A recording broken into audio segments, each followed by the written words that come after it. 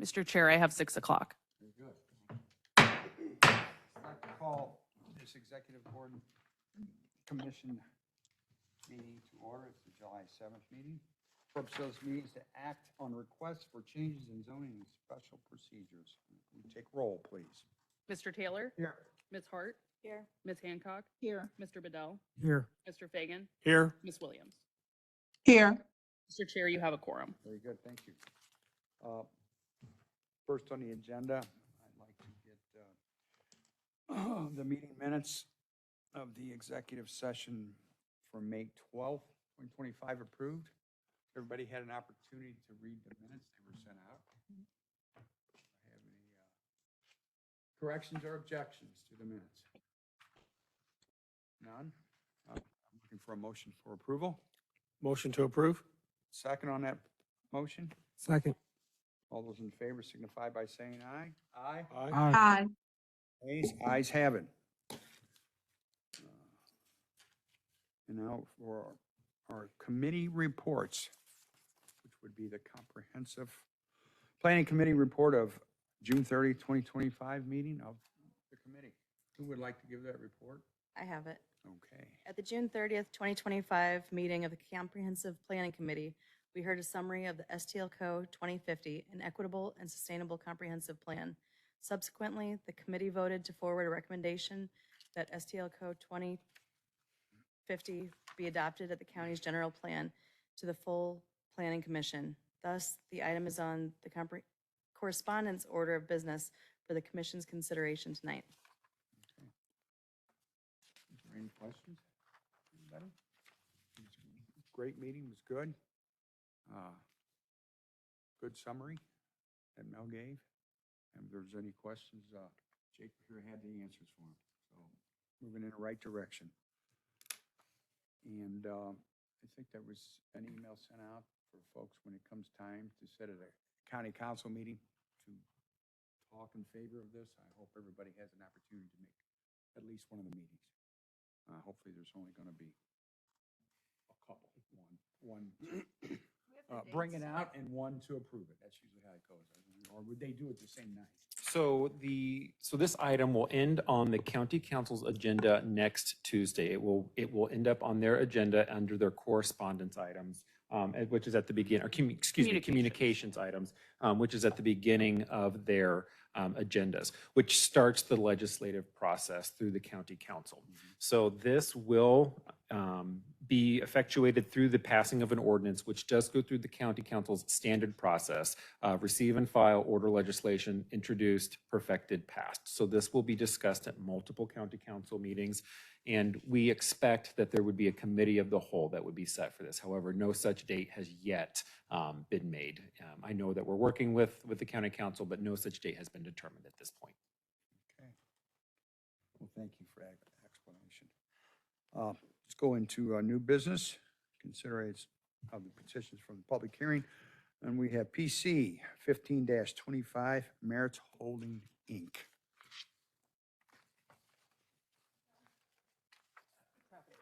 What happened? I think a little traffic jam.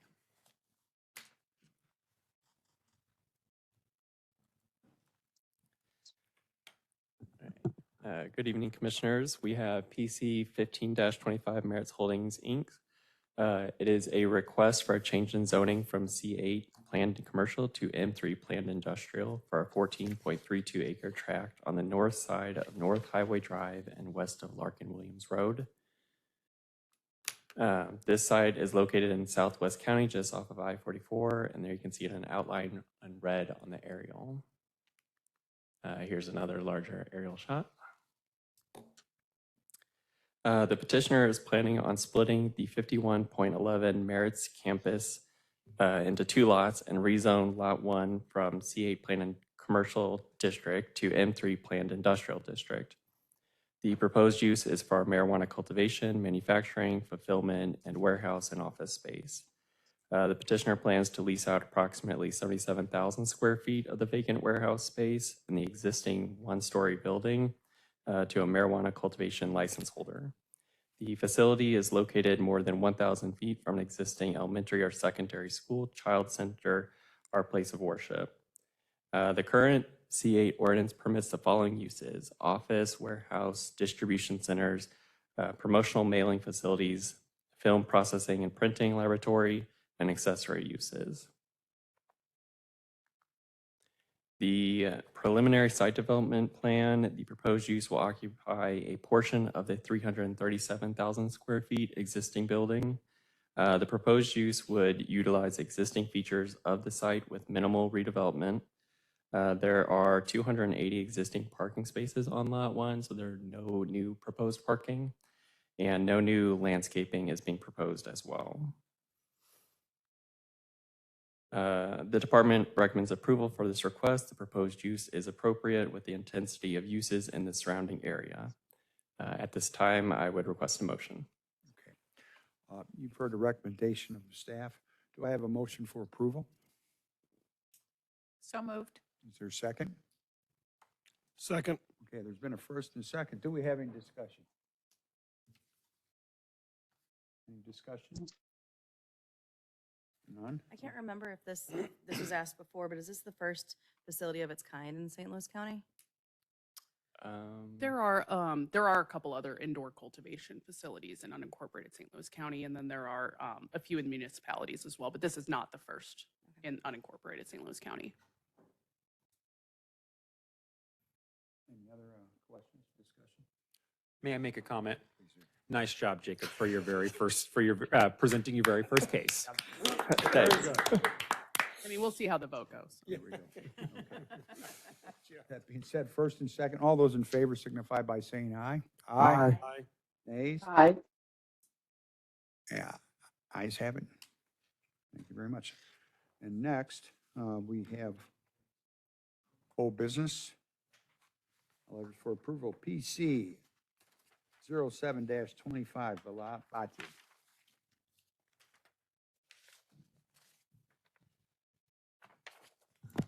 We have 3 letters tonight. Does the commission want to take them in one action, or would you like me to go through each one I individually? think we should go through each one. Okay. So the first one is PC 07-25 Bilal Bati, which is a request for a planned environment unit in the R6A. The site is located west of Northport Hills Drive and south of Seven Hills Drive. This letter of recommendation is consistent with the Planning Commission's action at the previous executive meeting. We have a recommendation. Recommendation of Recommendation for approval. approval. Do I have a motion for approval? So moved. Is there a second? Second. Okay, any discussion? None? All those in favor signify by saying aye. Aye. Aye. Aye. Nay, nay. Ayes have it. Thank you. Next, we will go to PC 12 and 13-25 JSS Land Development LLC. PC 12 and 13-25 JSS Land Development LLC was a request for a change of zoning from NU to R2 and a planned environment unit procedure in the R2 for a site located on the east side of Kurth Road, opposite Misty Trail Lane and west of Interstate 55. This letter of recommendation is also consistent with the commission's recommendation at the previous executive meeting. So we have a recommendation of approval. Do I have a motion for approval? So moved. Is there a second? Second. Been a first and a second. Is there any discussion? If not, all those in favor signify by saying aye. Aye. Aye. Ayes, ayes have it. Next, we have PC 14-25 Afton Plaza JV LLC.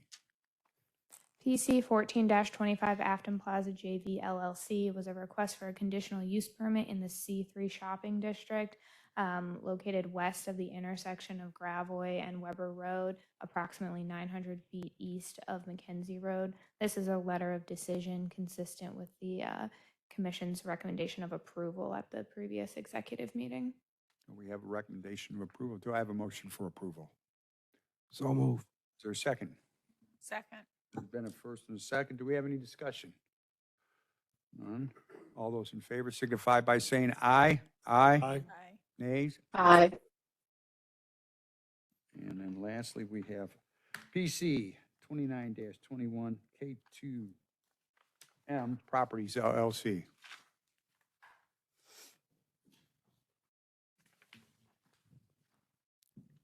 Good evening, Commissioners. We're looking at correspondence item for PC 29-21 K2M Properties LLC. This is C8 and floodplain C8, vehicle inventory storage on the northeast corner of the intersection of Manchester Road and Consort Drive. This is in West County, abutting Town and Country. Here's that second aerial. This is a request for an extension to record a site development plan.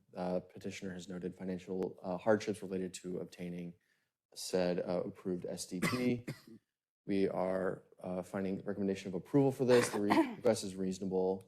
We are looking to grant a 6-month extension until January 7th, 2026 to record that site development plan with the planning department, and then an additional 6 months on top of that until July 7th of 2026 for substantial work to be completed. At this point, I would like to request a motion. Okay, you've heard the recommendation of the staff for an extension. Do I have a motion for approval? So moved. Is there a second? Second. Is there any discussion? If not, all those in favor signify by saying aye. Aye. Aye. The ayes have it. And next, our correspondence, we have our presentation from the Department of Planning, the St. Louis County 2050 and Equitable and Sustainable Comprehensive Plan. Good evening. So it's been a long time coming. So to kind of kick off this little summary, I've kind of put in, I don't know, 7 bullet points, 6 bullet points, kind of a timeline review of how we got here. So y'all may recall kicking off STLCO 2050 in January of 2024. Starting from there, we did a really deep data dive to see where we sort of sit as our status quo right now. We did a lot of public engagement with a whole host of stakeholders, the general public, all the way up to the county executive's office. Worked really heavily with our steering committee, which I'm thankful for the planning commissioners who participated in the steering committee's process as well. That was super helpful. And then did a lot of plan drafting and editing and revising to get to a point where we have a full draft of STLCO 2050, an Equitable and Sustainable Comprehensive Plan, as a website. So to review what's gone on this summer, June was our public comment period. All month we were accepting public comment from folks who reviewed the draft plan. The commission also had the public hearing to hear the full presentation of the draft plan on June 16th. And then just last week, as you all heard, the Comprehensive Planning Committee heard a summary as well and voted to put the item on this agenda for consideration to forward STLCO 2050 to the county council to be adopted as a general plan. So what I've laid out tonight is essentially why STLCO 2050 meets the requirements of the charter when it comes to the county's general plan. So if, like us, you're reading the charter all the time, you'll see that in section 2, in the county council's bit, it calls for a general plan that sets policy regarding the physical development of the county, a statement of the objectives, standards, and principles within that plan, for the plan to be based on studies of governmental trends and conditions, to assure the coordinated development of the county, and then to promote the general welfare and prosperity of its people. So taking these bit by bit, first, here's how we find that STLCO 2050 is a policy document for physical development. We have defined priorities for strategic and operational decisions across a lot of sectors, including economic development, transportation, network decisions, service delivery, and then land use development directly in the unincorporated areas, but then also for STLCO 2050 to be a tool for our municipal partners to use to guide land use decisions within their territorial limits as well. Further, we find that the 5 desired outcomes that we laid out in STLCO 2050 are the objective standards and principles of the plan. So as a reminder, those are safe and thriving neighborhoods, fiscally responsible infrastructure, equitable growth and opportunity, housing options for all, and strong and healthy residents. We find that we have baked into the whole plan avenues for every member of our community to reach social and financial well-being to achieve these 5 desired outcomes. What's keeping us from getting there? We did study our social, environmental, economic, governmental trends and identified our 5 key issues that keep St. Louis County where we are today and keep us from getting to those 5 desired outcomes. So to recall, population stagnation, infrastructure cost burden, job skills mismatch, issues with housing diversity and affordability, and then social and environmental resilience. These are our roadblocks to achieving the 5 desired outcomes. And then the way that we're going to assure coordinated development and tackle those 5 key issues and get to the 5 desired outcomes are our 200 policy recommendations sorted into the 5 policy buckets. So to overview those: inclusive economies, complete communities, sustainable infrastructure, responsible growth, and leading the region. All 200 policy recommendations touch on at least one policy bucket, move the needle on at least one key issue, most of them more than one, and they all address the general sort of planning topic areas: transportation, housing, economic development, et cetera. So to generally overview what will happen when STL Code 2050 is adopted, the structure in the plan is then essentially what we look to when we make decisions about how St. Louis County should operate. So it will help us with policy decisions, really top to bottom, aligning our existing policies and programs with these goals, initiating new policies, programs, projects to help address these goals as well. And we won't be doing it alone. We won't be doing it just in the planning department, but the county won't be doing it alone. In recommending these policies, we have also identified a whole suite of supporting partners, lead partners to work with, a coalition that we are starting to build to achieve the 5 desired outcomes. And then as we've gone through this process, we've really built a lot of accountability partners as well, who are expecting those results to appear: the general public, municipal stakeholders, nonprofit organizations, et cetera. So in summary, we do find that this is a policy guide that staff can use throughout county government as we operate.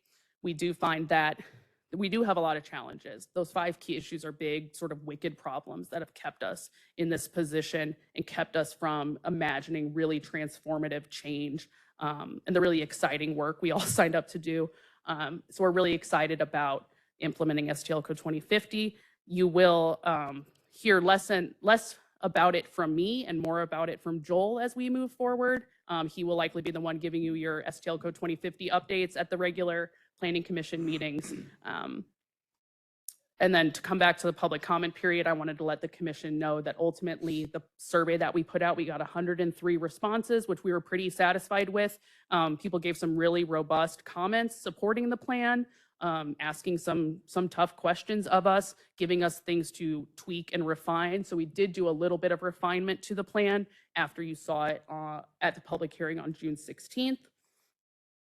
And then as we were discussing sort of at the beginning of the meeting, if the commission votes to forward the plan tonight, it would appear on the council's agenda as a communication on July 15th, and then potentially would be able to move forward through the legislative process each week. We do have a tentative sort of placeholder date for a committee of the whole in early August, but when that is truly concrete and on the books, we will let the commission know so that you can either come and speak at that meeting or at one of the regular county council meetings once the plan's on their agenda. After the council acts, it's the county executive who would ultimately sign the ordinance adopting STL Code 2050 as the general plan. After a motion, I'd be happy to answer any questions. Okay, you've heard the recommendation. I'd like to move that we Everything accept. Worked. I just say that, as well as the committee that had met numerous times to put an approval and a seal on this. So, yes. Motion, please. I'd like to make a motion to accept this. Is there a second? Second. Okay. And I will ask, is there any discussion before we go any further? No? All right. I have a couple of questions. This is Arvetta. Can you hear me? Yes. For some, great job. Let me just say that. Great job. Everyone over these 2 years have put in so much work, and it's much appreciated. And the staff there, the planning department staff. And great job, Mel, with presenting again and again to us. My 2 questions are, who are some of the coalition partners that you just mentioned, our potential partners, and what were a couple of the refinements that were made after the presentation to the Planning Commission? Sure. So there were a couple of really minor, just like links leading the wrong place type issues that we fixed. We also added to our description of the future place types map and the sort of land use proposals that are inside of the comprehensive plan. I don't really know which way to look for you to see me, Ms. Williams. I apologize.